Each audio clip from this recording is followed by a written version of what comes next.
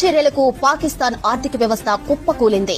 అక్కడి స్టాక్ మార్కెట్లు ఇవాళ భారీ నష్టాల్లో ముగిశాయి. ఇక సింధు జలాలను ఆపడం యుద్ధానికి తెరలేపడమేనని పాకిస్తాన్ భారత్ ను హెచ్చరించింది. ఇటు పాక్ సైనికులకు ఆ దేశం సెలవులు రద్దు చేసింది. భారత్ చర్యలను బలంగా తిప్పికొట్టాలని ఆ దేశ సైనికులకు ఆదేశాలు జారీ చేశారు.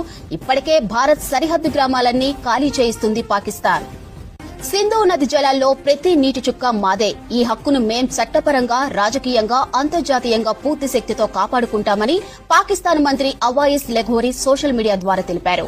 మరోవైపు భారత్ తీసుకున్న నిర్ణయాలపై చర్చించేందుకు పాక్ ఇవాళ కీలక సమావేశం నిర్వహించింది. ఇస్లామాబాద్ లో ఆ దేశ ప్రధాని షహబాజ్ షరీఫ్ అధ్యక్షతన జాతీయ భద్రతా కమిటీ సమావేశం జరిగింది. ఇక ఈ భేటీలో పాక్ సైన్యానికి చెందిన ఉన్నతాధికారులు, మంత్రులు, భద్రతా కమిటీ సభ్యులు